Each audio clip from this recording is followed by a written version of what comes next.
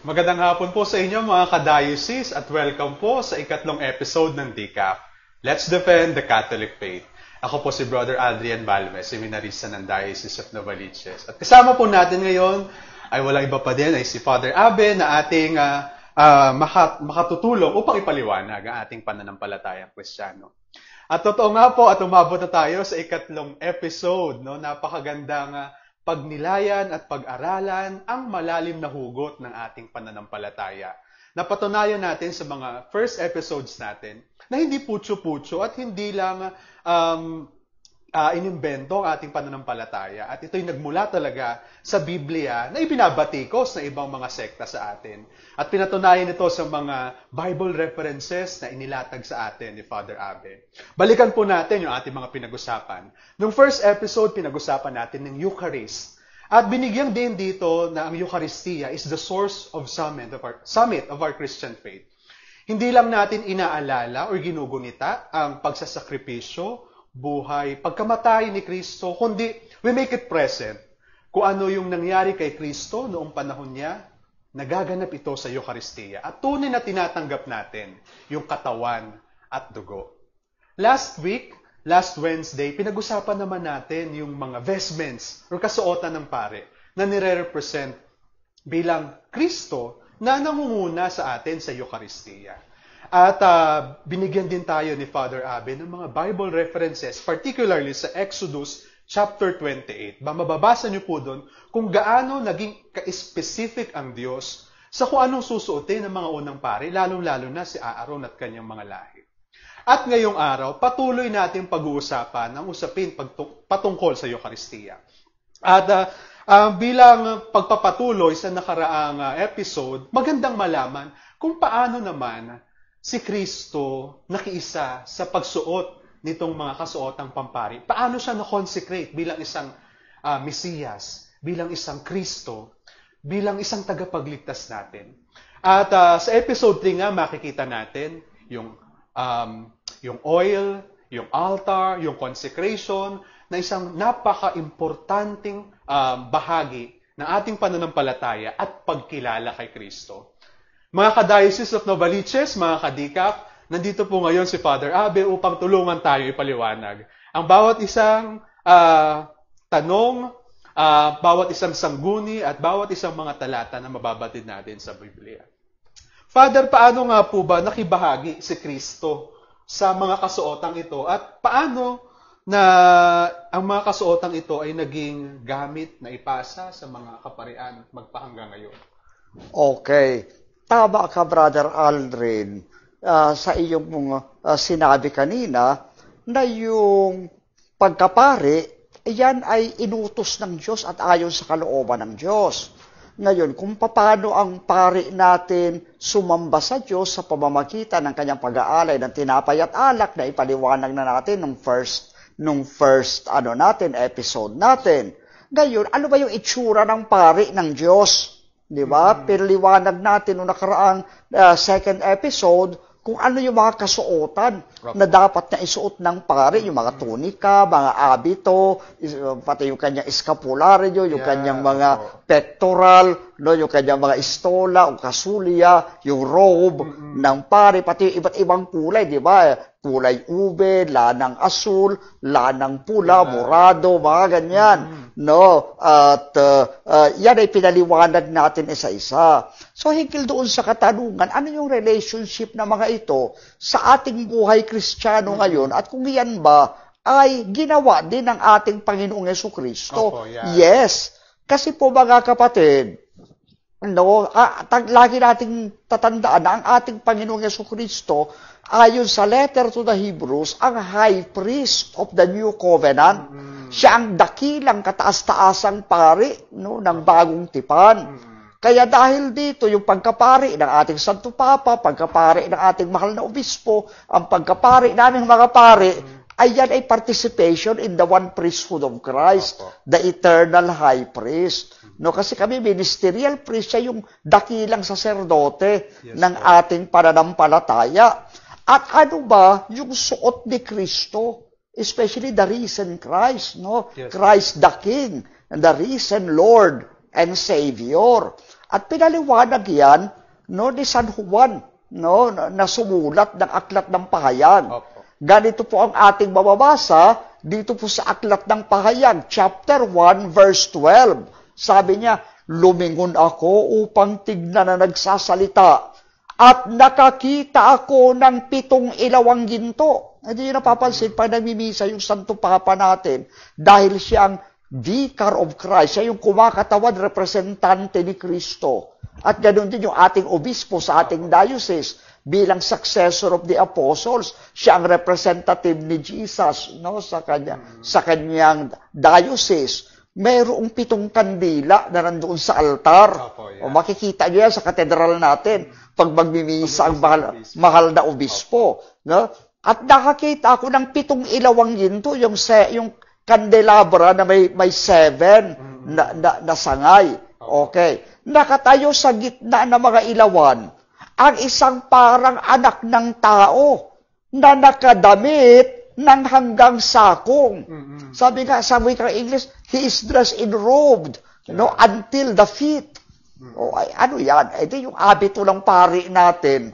Di ba yung alba ng ating pari, na hanggang sakong. Di ba?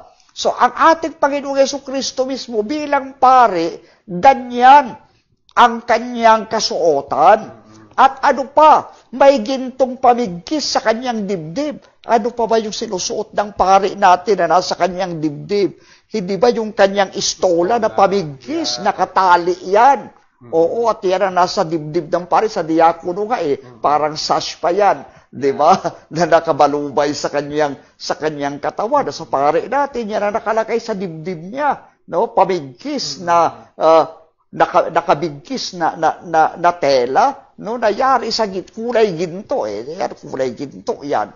Diba? Pati yung sinulit at hinabi. So kaya dyan po natin makikita na sinusundan natin yung mismong ginagawa at isinabuhay ng ating Panginoong Jesucristo. At hindi nyo pa napapansin, isa pa sa laging damit na mga pari natin, di ba? Lenten season, gayon din ang Advent season, kulay ube. Di ba? Bakit? Kasi yan ang suot ng ating Panginoong Jesucristo nung siya ay mag-alay ng kanyang sarili sa krus. Ganito po yung ating mababasa sa Ebanghelyo ni San Juan, chapter 19, verse 5. At inilabas nga si Jesus na may koronang tinik at balabal, robe, na kulay ube. Ang English po niyan, purple robe. Purple robe. Kailan ba si Kristo nag-alay ng kanyang sarili?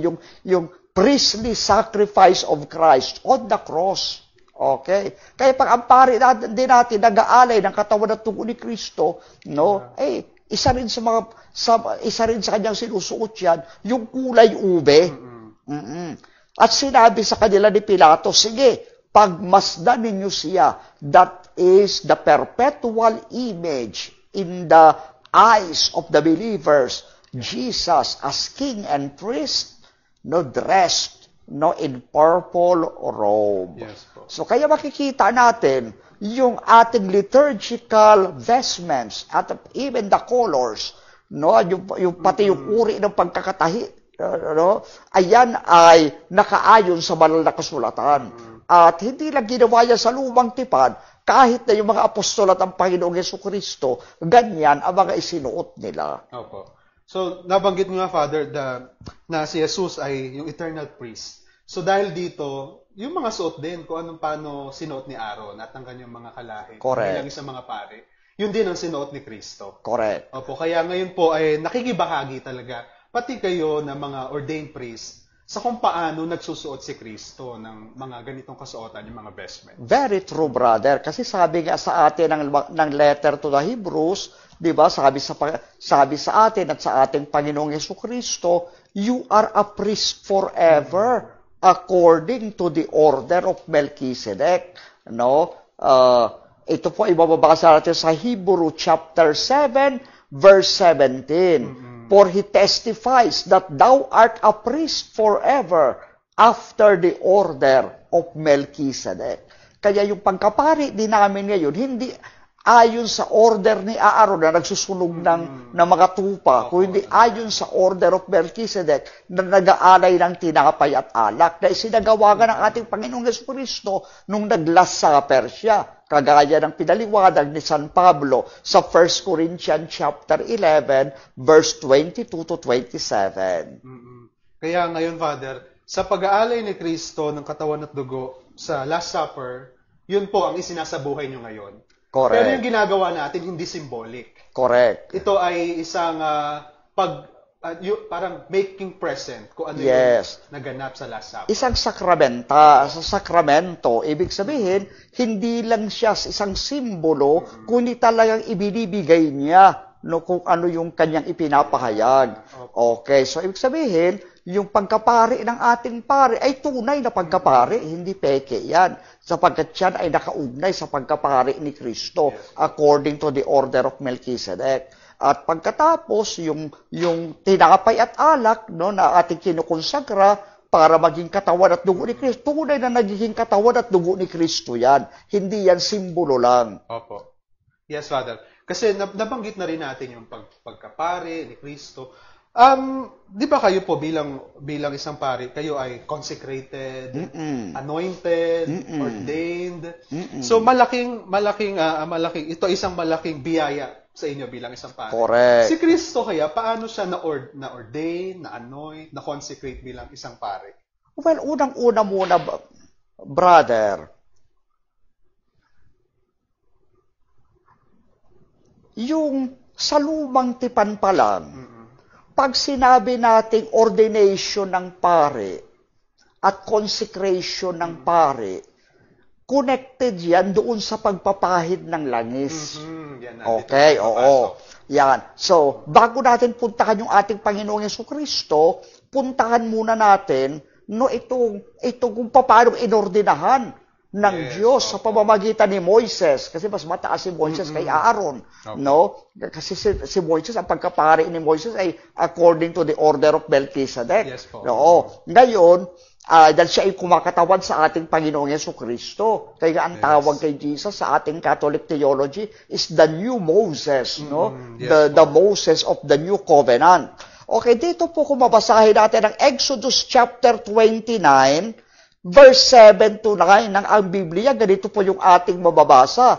Saka mo kukunin ang langis na pangpahid at ibubuhos mo sa ibabaw ng kanyang ulo at papahiran mo ng langis siya at iyong dadalhin ng kanyang mga anak at susuotan mo ng mga tunika sila at iyong bibigkisan sila ng mga pabigkis, si Aaron at ang kanyang mga anak, at itatali mo ang mga tiara sa kani-kaniyang ulo at tatabuhin nila ang pagkapasaserdote, no, yung pagkapari, no, na pinakapalatuntunan palagi at iyong pababanalin si Aaron at ang kanyang mga anak.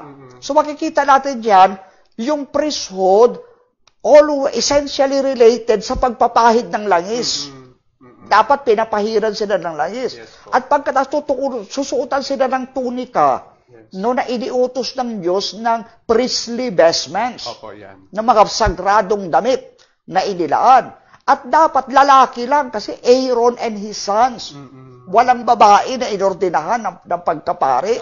Okay. Hindi naman natin dine-downgrade ang mga babae kasi napaka-holy ng mga babae, napakadami nilang mga contribution sa simbahan at sa buong mundo. Diba? Sabi nga natin, ang pinakabanal na disciple of Jesus is Mama Mary. Diba? The Blessed Virgin. Mas holy siya kila Saint Peter. Pero hindi siya ginawa ng Panginoong Jesucristo na pare. No? Siya ay hindi inordinahan bilang pare. So dyan po natin makikita, anointing by sacred oil, tapos priestly sacred vestments.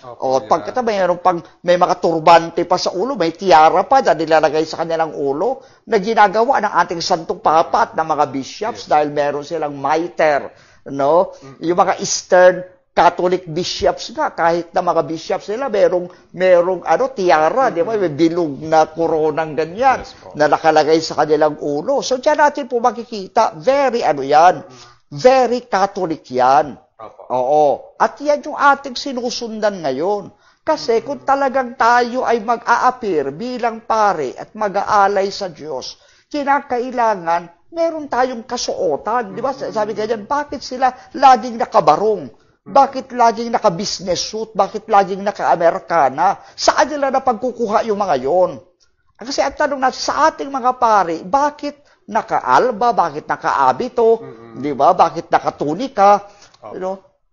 Yan ay may pinagkuhaan tayo. Ang pinagkuhaan natin ay ang salita ng Diyos. Yes po. Ang pinagkuhaan nila ay siguro ginagaya nila yung mga damit nila John F. Kennedy, nila Obama.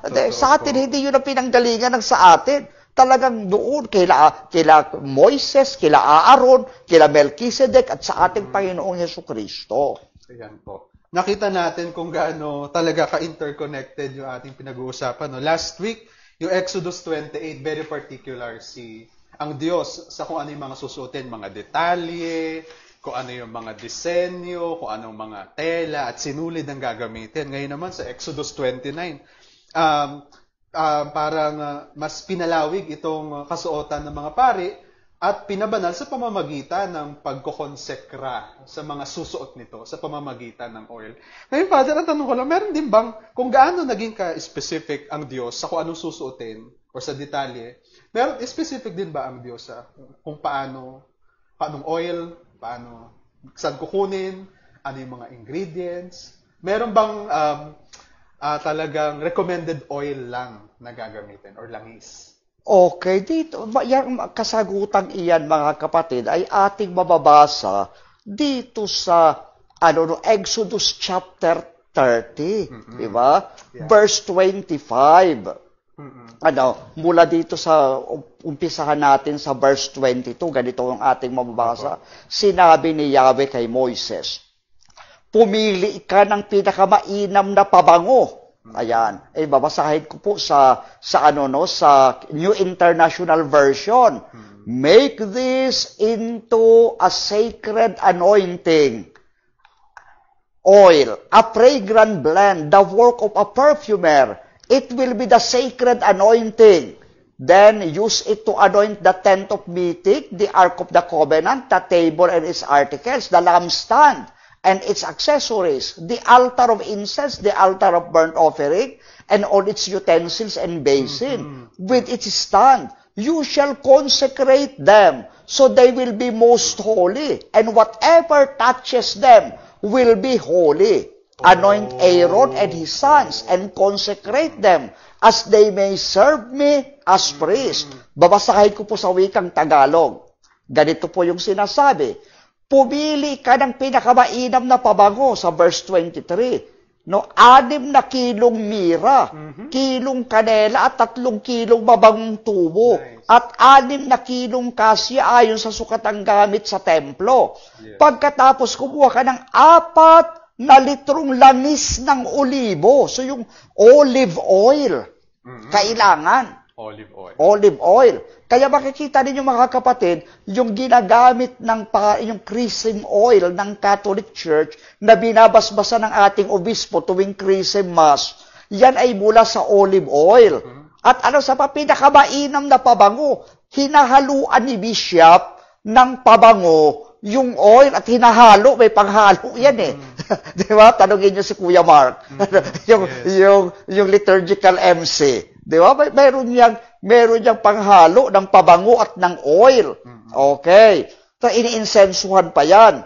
Pagkatapos, paghalu-haluin mo ito tulad ng ginagawa ng mahuhusay na magagawa ng pabango. At gagamitin mo ito pampahid upang maging sagrado ang toldang tipanan at ang kaba ng tipan. Kaya nung consecration po ng altar ng ating katedral, di ba, ginawa yan ni Archbishop Charles Brown ng Papal Nuncio. At gayon din doon sa si Bishop Toby naman, Bishop Robbie, doon naman sa consecration ng simbahan natin ng Santuario de San Paulo. Di ba, sa Casa Milan, binuhusan ng langis yung altar, yung lamesa, at pinahid kinalat ng kamay ni Bishop. Yung langis, ayan, kitang-kita, ayan pa, ayan si Bishop, ginagawa talaga. At ganun din ang mesa. O ayan yung mesa, yung minababanal ng banal na langis, kitang-kita mga kapatid. Ganyan-ganyan, tignan mo yung damit ni Bishop, tunika na mahaba. Yes. Di ba? Nakaganyan. At lahat ng kagamitan nito, ang ilawan, may ilawan. Di ba? Mga kasangkapan nito at kaugnay na altar, ng insenso. Pahiran mo rin ang altar na sunugan ng mga hando at mga kasangkapan nito. Kaya dahil ito ay anointed with holy oil, the church or the temple was consecrated. Kaya yung Catholic Church natin, yan ang ating temple of God. It was consecrated according to the will of the Lord. Kaya, ano ba, Father, habang binabasa mo yung mga pagkadetalye ng instruction ng Diyos sa paggawa ng oil, naalala ko din nga yung paano siya naging kadetalyado sa paggawa ng damit. Napaka-mitikuloso ng Diyos, no, sa kanyang mga instruction. At nakakatawa kasi, kung hindi din naging mitikuloso ang Diyos, baka yung paglikha niya sa atin na hindi din maayos. Kaya nakikita natin dito kung gaano kamakapangyarihan, kadetalyado, ka-perpekto ang Diyos pagdating sa paggabay din sa atin sa ating pananampalataya.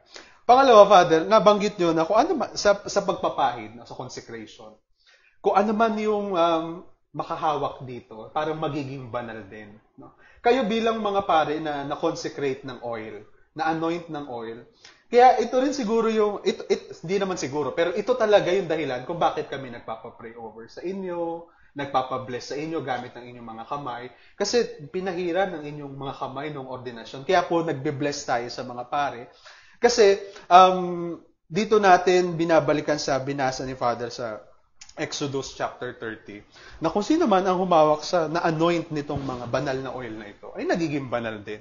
Kung sino man ang humawak dun sa mga consecrated na altars, mga consecrated na gamit sa altar, no? Nagiging banal din. Kaya tayo bilang mga mananampalataya, pag pumasok tayo or naglingkod tayo sa altar, lahat ng makikita natin dyan ay banal. Instrumento ng Diyos sa kabanalan at nagiging nababahaginan tayo ng kabanalan once na hinawakan natin ito. Tama po ba yung aking reflection? Well, tama, brother. No, you explained it, you reflected on it very well. So, unang-una po, babasahin ko itong, di ba, sabi natin, yung altar is holy. Opo. Yung pari din, kasi siya ay consecrated to the Lord, anointed by sacred oil, siya rin ay holy. Okay. Dahil binabanal siya, tinalaga siya sa Diyos, consecrated to the Lord siya. Dito po sa Exodus chapter 29 verse 37, ganito po yung ating mababasa. Okay?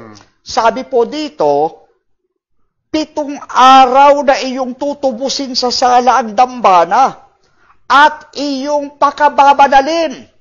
Ang dambana ay magiging kabanal-banalan. Ano bang masagi sa dambana ay magiging banal. Basahin natin yung ano niya, yung English niyan. New International Version. Ayan. And the anointing, verse 29-37 po. Okay. Okay, babasahin ko po dito, no? Ganito po yung sinasabi. Then the altar will be most holy. And whatever touches it will be holy. Dahil yung altar, yung dambana, ay consecrated by sacred oil. Okay, during that time, ang gumawa si Moises at si Aaron. Ngayon sa atin, ang gumawa yung bishop natin. Diba? Si Archbishop Charles Brown, Papal Nuncio, tsaka si Bishop Roby, Gaa. Okay. So, that's the reason why the altar is holy. Yes. Whatever touches it will be holy. Kaya, banal din yung ating mga paten, diba? Yung ating kandelabra, banal din yung mga mantel ng simbahan na ipinatong dyan sa altar na yan. Diba? O kaya, hinahalikan pa nga ng pari natin yan kasi it is holy. And at the same time, dahil sabi mo nga, yung kamay ng pare natin ay inordinahan, binuhusan ng langis ng mahal na obispo. Kaya dahil diyan, hinahalikan yung kamay ng pari at saka yan ang ginagamit na pambasbas, no, to consecrate the people. Kasi sabi nga, ano ba yung trabaho ng pari? To sanctify the people. Upang ilapit ang Panginoon sa Diyos at basbasan sila, no, sa ngalan ng Panginoon. Ayan, napakagandang paalala po, lalong-lalo na po sa mga church servant na ang trabaho ay primarily sa altar. Na galangin po natin yung altar stable, wag po nating patungan ng kung ano-ano o kaya maggagaganon tayo doon sa altar, na doon tayo nagkikwentuhan. Kasi sa pagpahid ng banal na oil o banal na langis, naging banal din po ito. At kung sino man ang humahawak dito, ay nagiging banal din. Sana wag natin, for the lack of a better term, salaulain, no, ang banal na altar. Kasi ito po ay talagang consecrated. And this is according to what is written in the scripture, particularly in Exodus. Na magandang paalala po sa atin yung mga servant.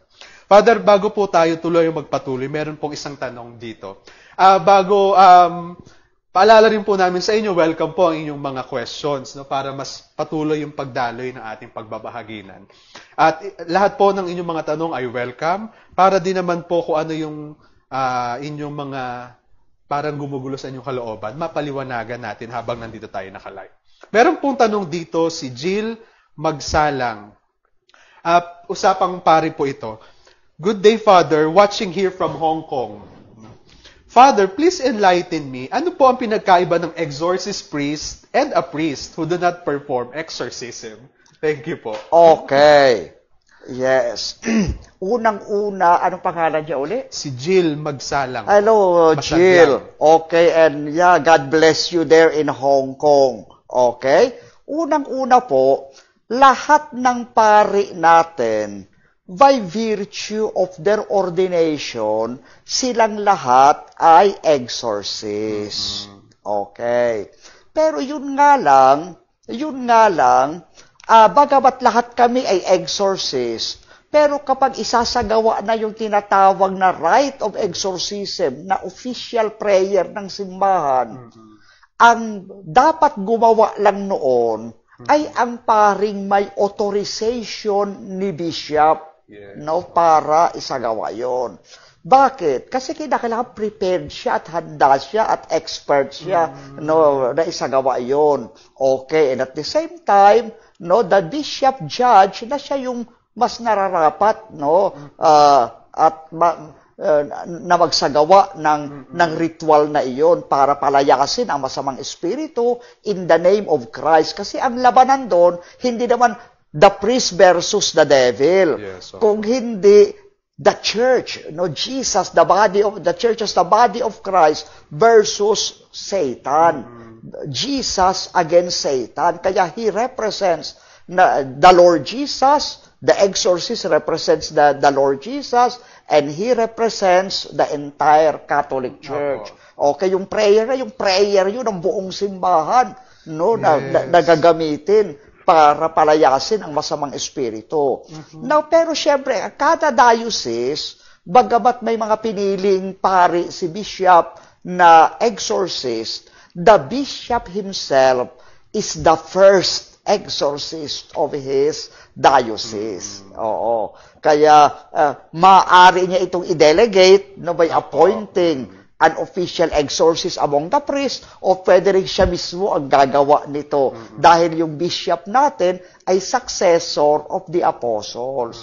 At sabi nga di ba, may mga paring nagpapatotoo sa Rome na ito daw si St. John Paul II, di ba, si St. John the 23rd, si Pope Paul VI, si Pope Benedict XVI, I think even Pope Francis, they were doing, no, exorcism from time to time as the Bishop of Rome. So, wala pong pinagkaiba yung exorcist priest, an ordinary priest na hindi exorcist. Kasi by virtue of ordination. Pare-pareho silang pare. Yun ang commonality nila, pare-parehong pare. Pero yung exorcist priest, ayan ay may special authorization or permission from the bishop. Pero, ang ginagamit yun in extraordinary cases, kapag talaga may demonic possession. Pero lahat ng pari, nag-exorcise din. Una, kailan ginagawa yan? kapag kami nagbibinyag, mayroon yung right of exorcism yun, yung tinatanggal yung original sin, dinidenounce si Satan, kinoconsecrate yung bata kay Kristo by anointing the child, sa bumbunan, tanggapin mo ang tatak ni Kristo bilang pari, hari at propeta ngayon at magpakailanman. Okay. At pagkatapos, siyempre, ito may magpapakumpisal, nililinis ng pari yung kasalanan ng tao. Pinapalayas niya ang presensya ni Satanas at ng kasalanan by forgiveness of sins. Mga ganyan. At saka ito may magbiblessing yung pari, biniblessan yung mga bahay.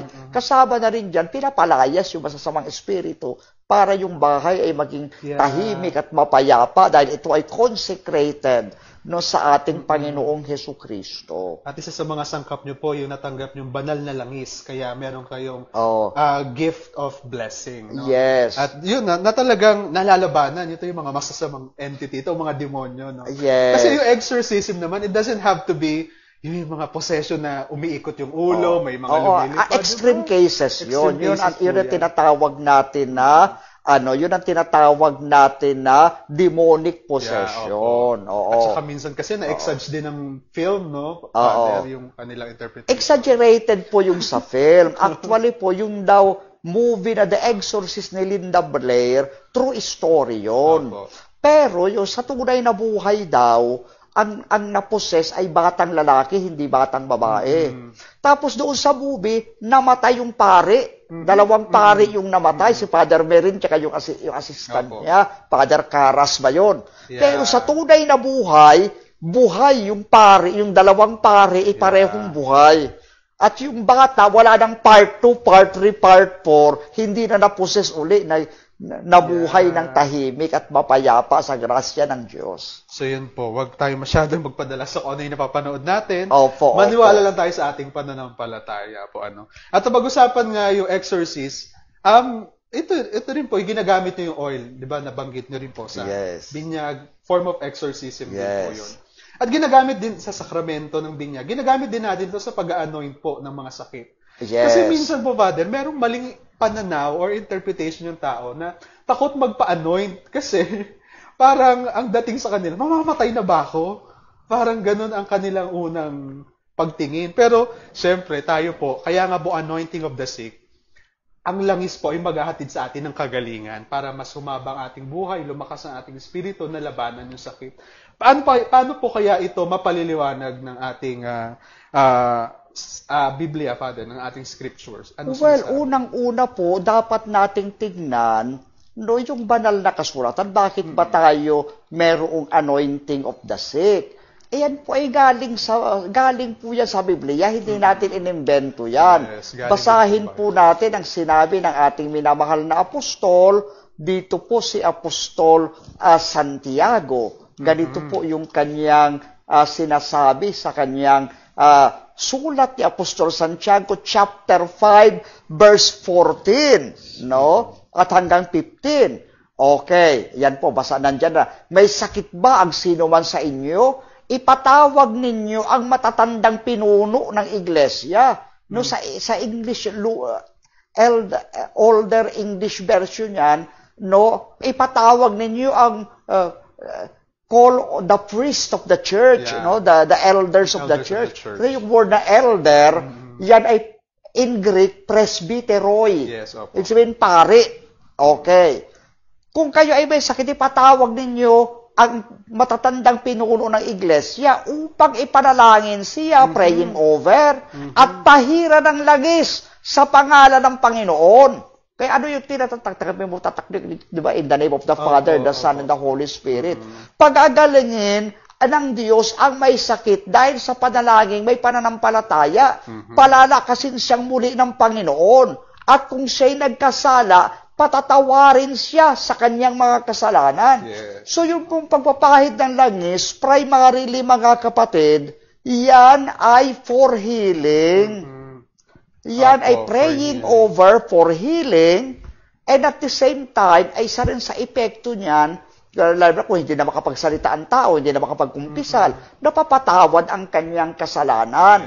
Okay. So kaya napakahalaga niyan para sa atin. Ngayon, kung sakaling siya ay may sakit, ang talagang first intention natin, para gumaling ang may sakit. Yes. Hindi po dahil mamamatay. Because if ever naman na mamatay na siya, yun ang tinatawag natin viaticum, pabaon natin sa kanya sa buhay na walang hanggan, na namatay siyang napatawad ang kanyang mga kasalanan, at siya ay inialay sa Panginoon.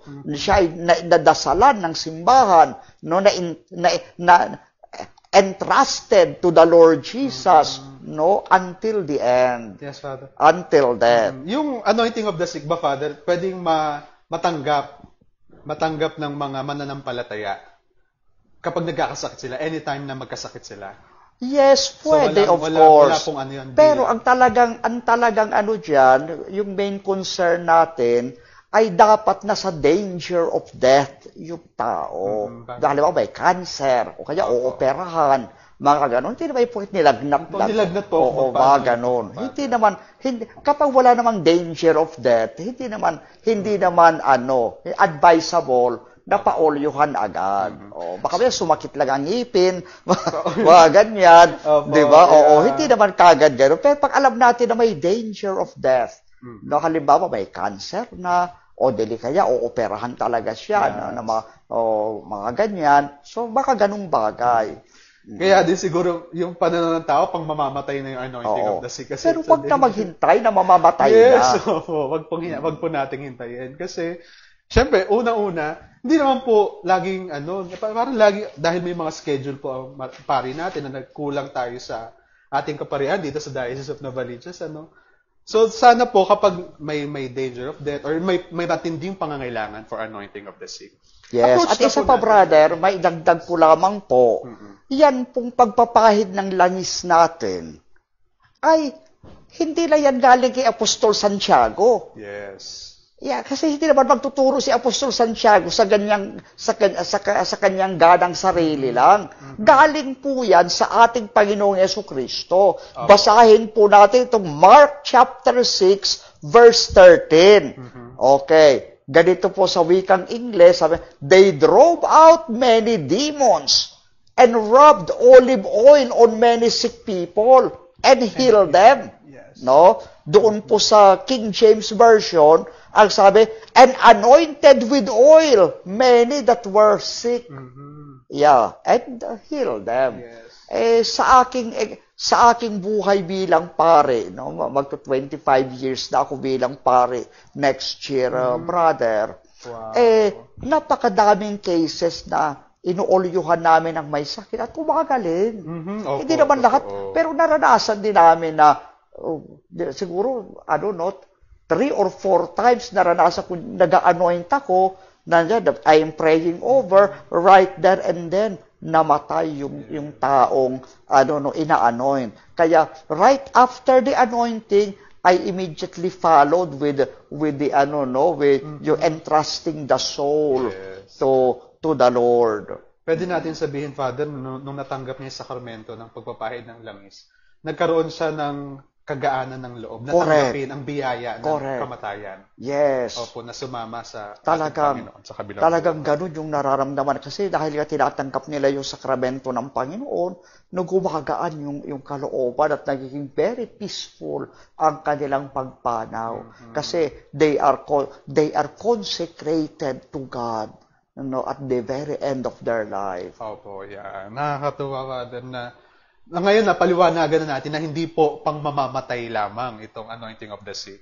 In danger of death, meron tayong panalangin na gumaling ang tatanggap ng banal na olyo. Napag-usapan na rin natin anointing of the sick, Father. Meron tayo ditong sample ng mga oil. Yes. Ano po bang ginagamit natin dito sa anointing of the sick? Yung OI na yan ay oleo infirmorum. Yes. So yan ang ginagamit sa mga may sakit. Oo. Ito naman, SC, yan ay Sacra Chrisma. Okay, yan naman ang pinampapahid sa mga binibinyagan, sa mga kinukumpilan pag sila ay nilalagyan din ng banal na langis sa noo ng ating mahal na obispo, at pagkatapos yan din ang ginagamit sa ordinasyon ng mga pari. Kasi chrism oil yan. Pwede po bang manghingi ng ganyan yung mga tao or lay? Ano? Open for public? Yan ay mga parokya lang. Sa Kura Paroko yan iniintrega kasi they are very holy. In fact, sa maraming simbahan, meron talagang repository ng sacred oils. And they are kept by the parish priest. He has to protect it like the Blessed Sacrament, second to the Blessed Sacrament. Kasi these oil are very holy. They are blessed by the bishop and with the entire faithful together with all the priests of the church, of the diocese during the Christmas. Kaya yung mga oil na yan, very holy yan. Kung gusto nila na meron silang sacred oil sa kanilang mga tahanan, bumili sila ng olive oil, pablessan nila sa pare, merong right for the blessing. Pero yung chrism oil, tsaka yung oil of infirmo, oil for the sick na binindisyon ng bishop, sa mga parish priest lamang po yun iniintrega. At hindi po yun pinamimigay kasi they are very holy. Yes po. So yan po, Father. Maganda na ipaliwanag na sa atin itong part na ito. Kasi ito yung mga masyadong di pa napapaliwanag pagdating sa mga formation sa diocese or sa mga parishes. Kasi usually talagang yung Eucharist lang. At naliwanagan tayo na ang anointing of the sick ay hindi para lang sa mga mamamatay na or nasa patawid na sa kabilang buhay.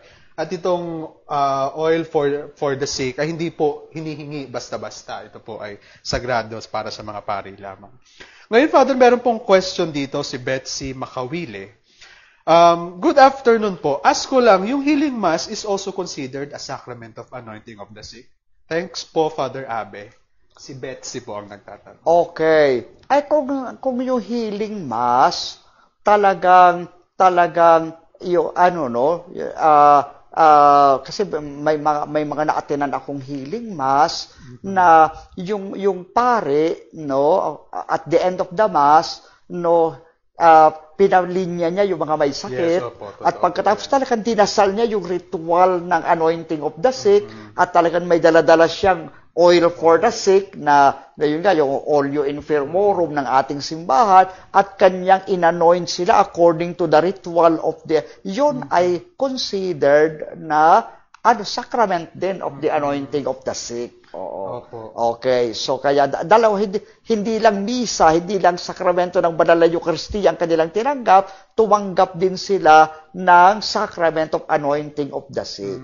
Oo, kasi yun nga ay healing mass. Okay. Ay, yung mga langis-langis po na binibenta na. Ay, delikado yung mga basta binibenta. Huwag kayo baka mamaya, mga mangkukulam ang nag-bless niyan. Yung mga sa tabi-tabi ng Quiapo, mga ganyan. Baka mga bruhat, mga mangkukulam, mga mambabarang ang gumawa niyan. Kung gusto po ninyo ng ipabless ang inyong oil, doon po ninyo ipabless sa ating pare. Mayroon niyang ritual officially approved ng simbahan, parang holy water, di ba? Merong ritual talaga ang ating simbahan kung paano yan isinasagawa. At ngayon din yung blessing ng holy oil. Ayan po. At talaga alam nyo, Father, malapit sa ating mga Pilipino, itong usaping oil. Kasi, di ba, habang lumalaki tayo, may mga sakit-sakit, meron mga hinahaplas. Hinahaplas yung tawag ng ating mga lola na gawa na ng mga oil, no? At talagang hinihilo, talagang gumagaling tayo sa sakit. What more kung talagang sagrado pa ang in-apply sa ating katawan. Kaya napakaganda ng pananampalatayang Kristiyano pagdating sa Katoliko dahil yung ating kultura at pananampalataya ay nagtagpo. Yes, alam naman natin, brother, na yung ating mga sacramental, meron silang natural gift of healing. Halimbawa, yung water, di ba? Ang pinanliligo natin, panlinis ng katawan ay tubig. Pero pag binuhusan tayo ng tubig sa binyag, hindi lang yung katawan natin ang lumidinis, kagaya ng ordinaryong paligo. Kung hindi, natatanggal yung kasalanang mana. Di ba? Tayo ay nagiging mga spiritual na anak ng Diyos. Kaya second birth natin yung sacrament of baptism. So kaya yung water talaga may natural healing process yan. Pero hindi sa binyag, hindi lang natural healing process ang dala-dala niya, may spiritual effects pa. Gayon din yung oil. Natural talaga yung oil ay may natural healing effect sa katawan ng tao. Pag may pilay, di ba? Yan ang pinangihilot, mga ganyan. No, pag masakit ang katawan natin, yan ang pinangmamasahe. Pero yung anointing of the sick natin, meron siyang spiritual effect, hindi lang sa katawan, pati sa kaluluwa. Sabi nga ni San Santiago kanina, mapapatawad yung kasalanan. Di ba? Siya ay pagpapalain siya ng Panginoon. On the part naman ng priesthood, di ba? Sa pamamagitan ng pagpapahid ng langis, pagbubuhos ng langis sa kanila, sila ay nagiging mga pari ng Panginoon. Hindi lang pari, brother, pati yung ngayong hari. Di ba? Si Haring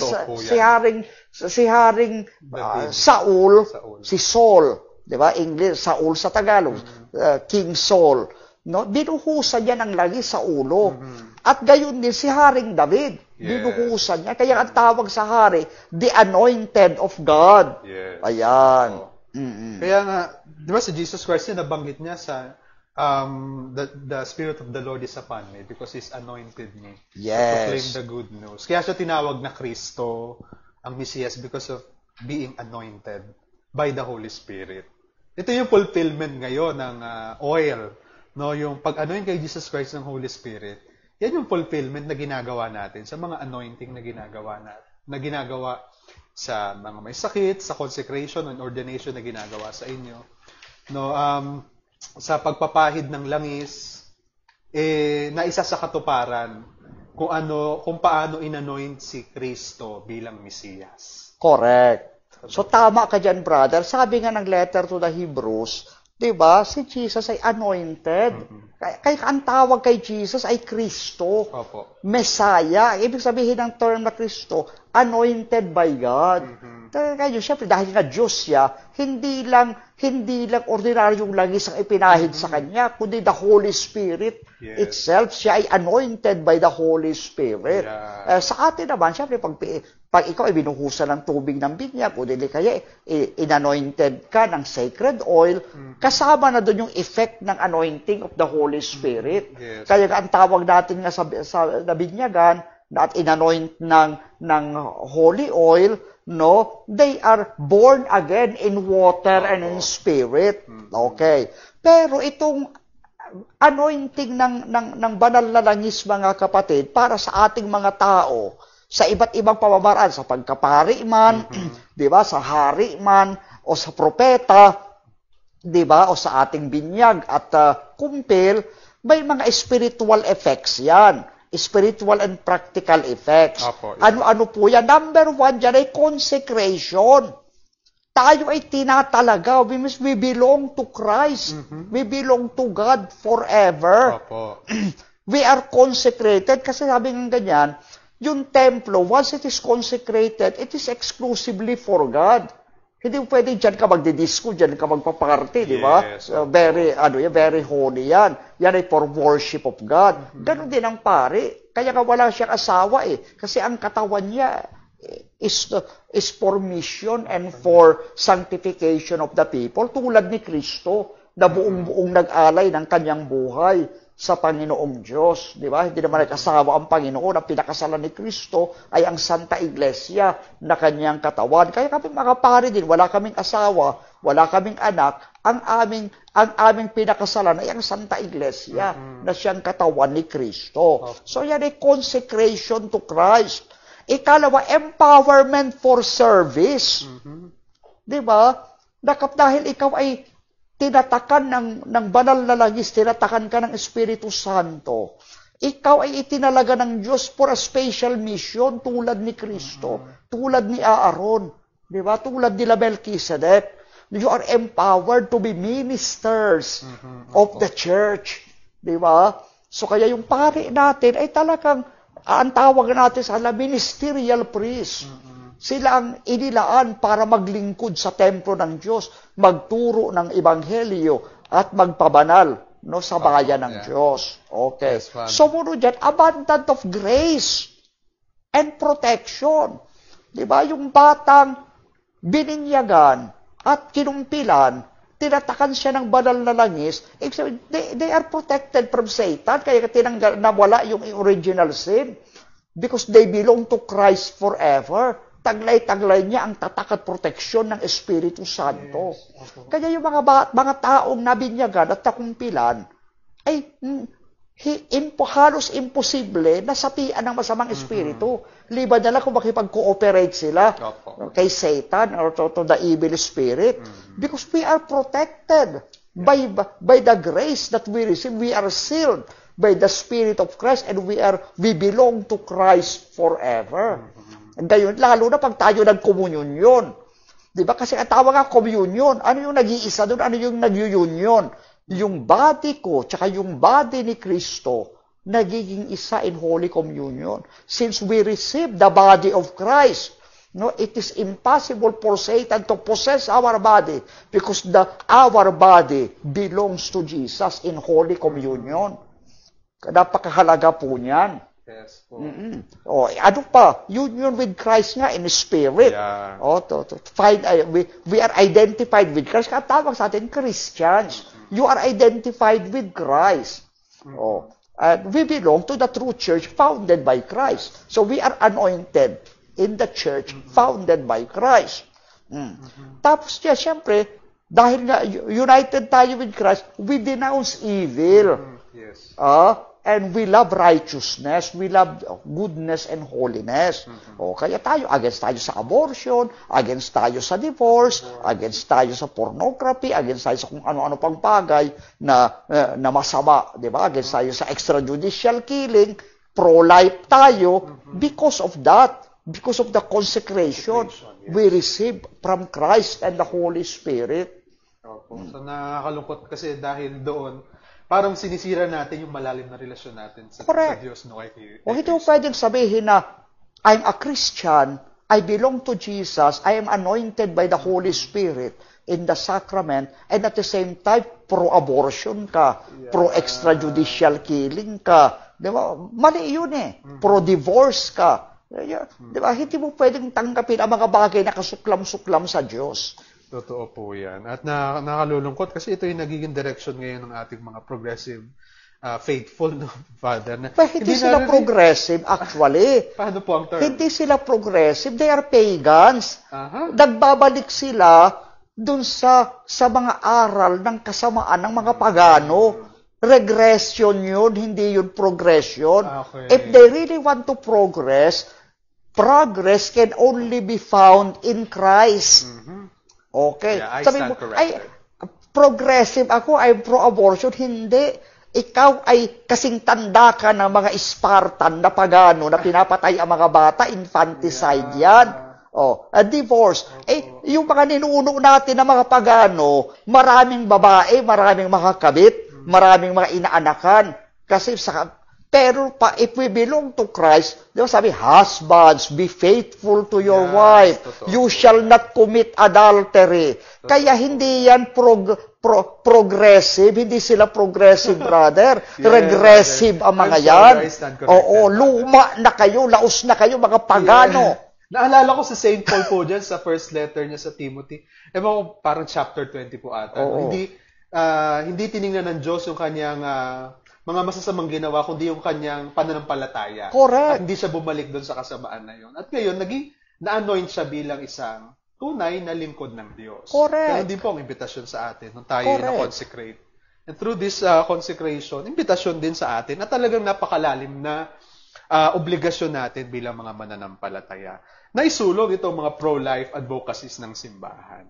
Na nakatutuwa dahil ngayon napaliwanagan tayo kung gaano kalalim ang obligasyon natin bilang mga mananampalataya na isulong itong itong biyayang ating natanggap sa itong banal na olyo. Kasi nakikibahagi tayo sa kabanalan at buhay ni Kristo.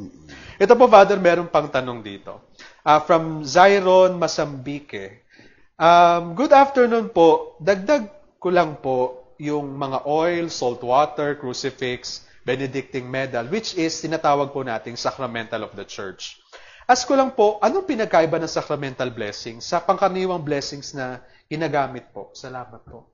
Siguro iniisip niya dito yung mga sacramentals na nakadagdag ng blessing sa atin. Yes. Protection. Unang-una talaga, ang pinakamahalaga sa ating pananampalataya, yung tinatawag nating sakramento. Yan, 7 yan. Di ba? Alam natin yung una, yung binyag.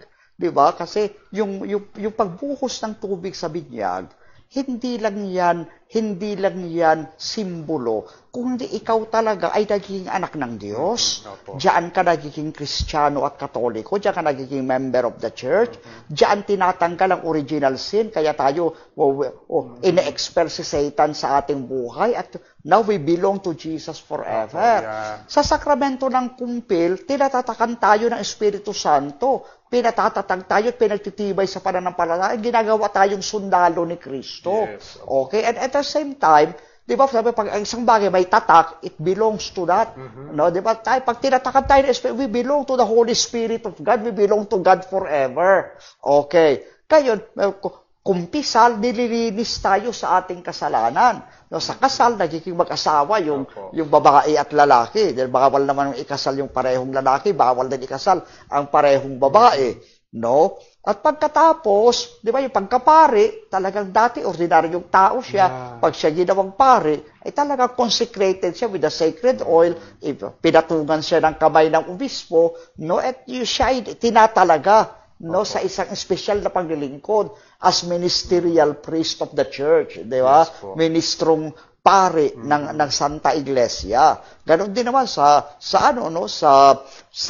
anointing of the sick, talagang pinapatawad ang kanyang kasalanan and at the same time pinalalakas siya at pinagagaling ng Panginoon. Kung hindi man sa katawan, yun baon niya yun sa buhay na walang hanggan.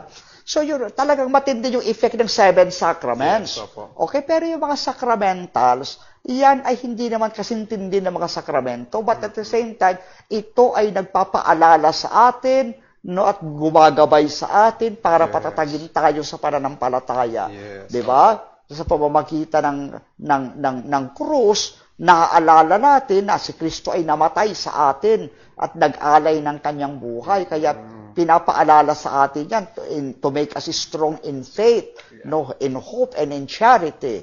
No, yung holy water naman, pinapaalala, di ba sa ang sabi ng pari bago mag-visit ng holy water, may this holy water call to mind our baptism into Christ to by His death and resurrection has redeemed us. Na ang banal na tubig na ito ay magpapaalala sa atin, no, ng ating sa bautismo kay Kristo nasa pamamagitan ng kanyang kamatayan sa krus ay tumubos sa atin. Yes. So kaya yan ay nagpapaalala lamang sa atin, nagpapahayag ng ating pananampalataya. Pero ang pinakamatindi pa rin talaga na wag natin dapat kalimutan kasi may mga Katoliko gamit ng holy water, krus ng krus, pero hindi pa pala nabibinyagan sa Katoliko, sa Aglipay na binyagan, sa ibang simbahan na binyagan. Mga ganon, hindi pa pala kasal sa simbahan, ay magpakasal na sa simbahan. Meron po kasalang simbahan ang katedral ng Good Shepherd. At lahat ng mga parokya natin, may mga kasalang simbahan yan. Magpalista na! Yes. Magpalista na. Libre yan. Kung gusto nyo pa ng ninong na mayor, may hanapan namin kayo. Joke. May handa pa yan. May handa pa yan. May libre cake pa yan. Pupunta na lang sila. Yes, pupunta na lang kayo at tutulungan kayo ng mga sekretary ng parokya hasikasuhin yung mga papeles. Ito po. Father, last question. From Angeline Dador. Hello po, Father. Tanong lang po, paano kapag walang priest na natawag at naghihingalo na po yung may sakit? Ano po kaya remedy nun, Father? Pwede po bang dasalan ng kapamilya noong prayer po? Yes, magdasal kayo, mag-rosary kayo, pagkatapos tawagin ninyo ang Panginoon. Diba? Sasabihin niyo, Panginoong Jesus, ang aming lolo ay naghihingalo ngayon. Lord, tulungan mo po siya, basbasan mo po siya, suguan mo po siya na yung banal na espiritu. Wala po, si Father po namin ay wala dito ngayon kasi madaling araw o dili kaya walang pari sa aming parokya dahil mayroon silang convention o mayroon silang retreat. Tulungan niyo po ang aming lolo. At ito yung isa sa kantahan ninyo ng mga church songs, mag-rosary kayo, basahan ninyo ng mga gospel passages, and at the same time, bubulungan ninyo. Sasabihan ninyo, Jesus, Maria at Jose, sa inyong mga kamay, sa inyong mga kamay, habilin ko ang aking kaluluwa. Jesus, Mary, and Joseph, I give you my heart and my soul. From time to time, bubulungan nyo. Sasabihin nyo, Lolo, pag tinatawag ka ng Panginoon, ito ang sasabihin mo, Jesus, Mary, and Joseph, I give you my heart and my soul. No, Lord, tanggapin mo po ang aking kaluluwa. Ganyan. Bubulungan nyo siya para sabihin mo, huwag kang matakot, kapiling natin ang Panginoon. Yes. Kapiling mo ang Panginoon. At dasalin nyo yung prayer to Saint Michael. Kasi ang prayer to Saint Michael ay powerful weapon para sa mga naghihingalo. No? Kasi sabi ni Saint Jude, dadayo sa kanyang Epistle of Saint Jude, nung namatay si Moises, no, nilabanan ni Saint Michael yung demonyo para protektahan ang katawan ni Moises. Siyempre, hindi lang katawan, pati kaluluwa. Saan natin mababasa yan?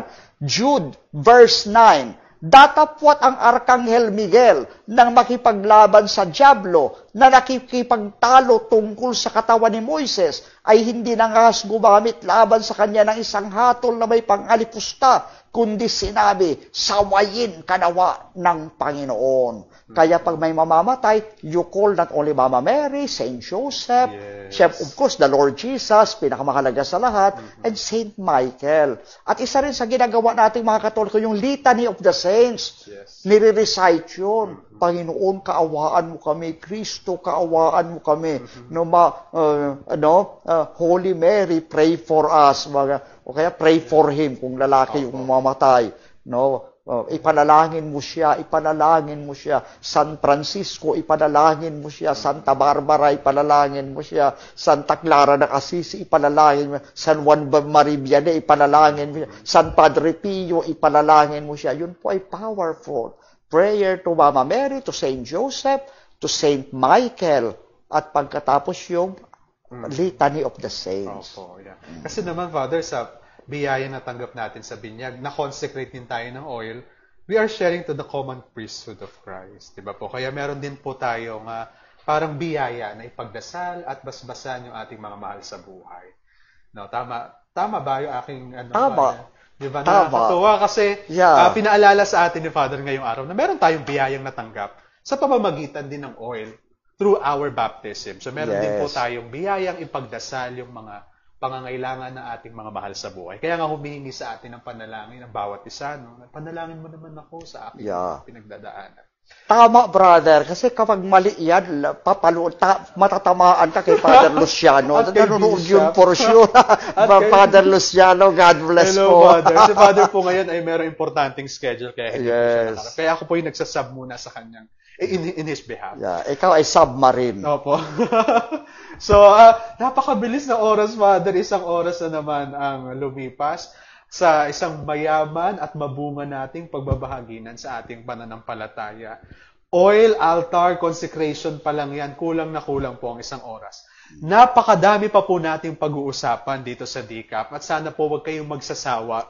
Nasubaybayan ito tuwing Wednesday every 3 p.m. sa page ng ating diocese, sa Almusalita at sa bawat page ng ating mga parokya. Next week po, ang topic natin, the sign of the cross. Yan. Isa rin sa mga kine-questions natin, bakit tayo nagsa-sign of the cross. Sana po, subaybayan natin ito para magkaroon tayo ng magandang kaalaman at magkaroon tayo ng magandang pagbabahagi sa lahat ng mga kume-questions sa ating pananampalataya. Maraming salamat po sa inyong pagsubaybay at hinihingi po natin ang panalangin at pagbabasbas ni Father Abe para sa pagtatapos ng ating programa. Diyos na aming Ama, pinupuri ka namin sa araw na ito at sa programang ito kung saan aming ipinapaliwanag at pinagtatanggol ang pananampalatayang Katoliko ayon sa banal na kasulatan. Hinihiling namin sa iyo, Panginoon, na ang bawat isa sa amin ay iyong pagpalain. Puspusin ang iyong banal na espiritu. Pagkalooban mo kami ng karunungan at kaalaman mula sa kalangitan upang kami ay tumatag sa pananampalataya, pag-asa at pag-ibig. Ilayo mo po kami sa lahat ng kasamaan at mga aksidente. Sa halip, kami po ay laging iyong ingatan at patnubayan at gabayan. Hinihiling namin ito sa pangamagitan ni Yesu Kristo kasama ng Espiritu Santo, magpasawalang hanggan. Amen. Amen. Sumainyo ang Panginoon. At sumaiyo rin. At pagpalain kayo ng makapangyarihang Diyos sa ngalan ng Ama at ng Anak at ng Espiritu Santo. Amen. Praise the Lord. Thank you very much, Father Abe. Maraming Magandang salamat. araw po sa kanilang lahat. God bless you po.